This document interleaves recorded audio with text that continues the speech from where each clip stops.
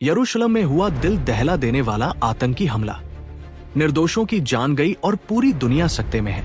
इस वक्त भारत ने साफ साफ संदेश दिया है, आतंक के खिलाफ हम इजराइल के साथ खड़े हैं। प्रधानमंत्री मोदी का सख्त बयान क्यों मायने रखता है, इसके पीछे की जियोपॉलिटिक्स क्या है और इसका असर पूरी दुनिया की सुरक्षा पर कैसे पड़ेगा।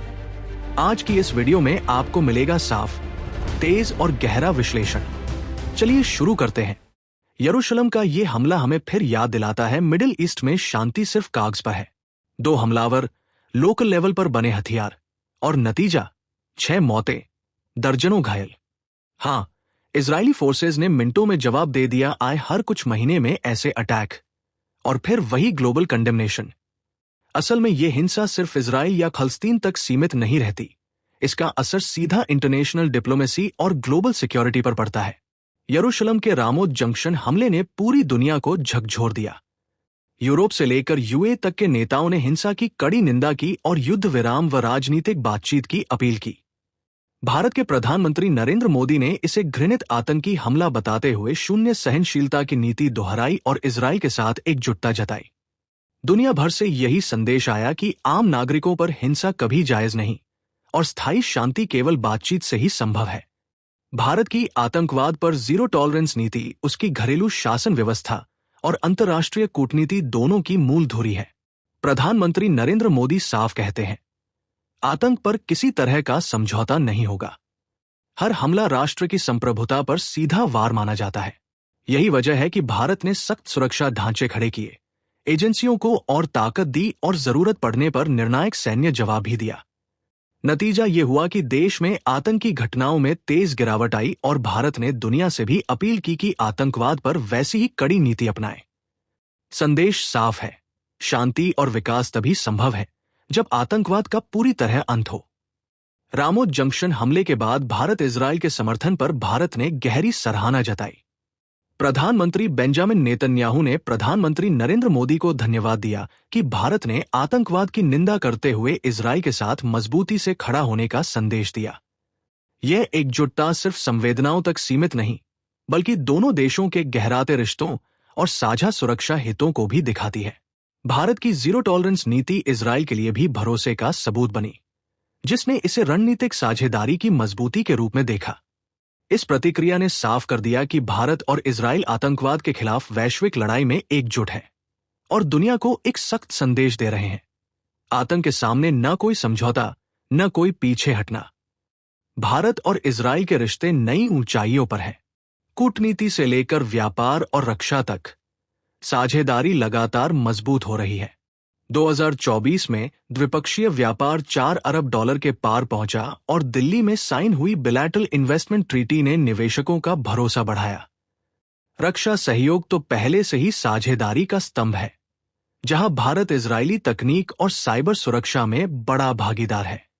कुल मिलाकर यह रिश्ता अब रणनीतिक ही नहीं, बल्कि आर्थिक और तकनीकी मोर्चे पर भी और गहरा हो रहा है। 8 सितंबर 2025 को यरूशलेम के रामोत जंक्शन पर 2 फिलिस्तीनी हमलावरों ने बस स्टॉप और बस पर अंधाधुंध गोलीबारी की। 6 लोगों की मौत हुई, 20 से ज्यादा घायल हुए, जिनमें एक गर्भवती महिला भी शामिल थी। मौके पर मौजूद आईडीएफ सैनिक और नागरिक ने हमलावरों को ढेर कर दिया।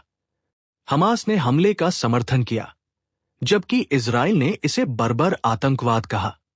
ये वारदात पहले से ही तनावग्रस्त गाजा और वेस्ट बैंक की हालात को और विस्फोटक बना गई। गाजा और पूरे मध्य पूर्व का हालात बेहद गंभीर है। 2023 से जारी संघर्ष ने अब तक हजारों फिलिस्तीनियों की जान ली है और गाजा को तबाह कर दिया है। 2025 में इजराइल ने जमीनी अभियान तेज कर गाजा सिटी के बड़े हिस्से पर कब्जा किया। लक्ष्य है हमास के ढांचे को ध्वस्त करना और बंधकों को छुड़ाना, लेकिन नतीजा है तबाही और मानवीय संकट। लाखों लोग बेघर, खाने पीने और दवाओं की भारी कमी। हालात इतने बिगड़े हैं कि यूएन इसे विनाशकारी मान रहा है, जबकि क्षेत्र में तनाव वेस्ट बैंक से लेकर लेबनान और सीरिया तक फैलने का खतरा है। भारत की विदेश नीति 2025 में संतुलित लेकिन दृढ़ दिखती है। इजराइल के साथ साझेदारी पहले से कहीं मजबूत है, जिसमें रक्षा, साइबर सुरक्षा और तकनीक जैसे क्षेत्र अहम हैं। हाल ही में दिल्ली में साइन हुई बिलैटरल इन्वेस्टमेंट ट्रीटी इसका बड़ा उदाहरण है। साथ ही भारत ने अमेरिका, रूस और पश्चिमी देशों से भी रिश्ते मजबूत बनाए रखे हैं ताकि किसी बड़े खिलाड़ी को नाराज किए बिना राष्ट्रीय हित सुरक्षित रहें। यरूशलेम हमले और गाजा संकट के बीच इजराइल का समर्थन करके भारत ने दिखाया कि उसकी प्राथमिकता आतंकवाद के खिलाफ सख्त रुख और क्षेत्रीय स्थिरता है। यही नीति भारत की वैश्विक छवि को एक भरोसेमंद और प्रभावशाली ताकत के रूप में मजबूत कर रही है। यरूशलेम के रामोस जंक्शन हमले ने वैश्विक राजनीति को झकझोर दिया और जटिल कूटनीतिक चुनौतियां सामने रख दी।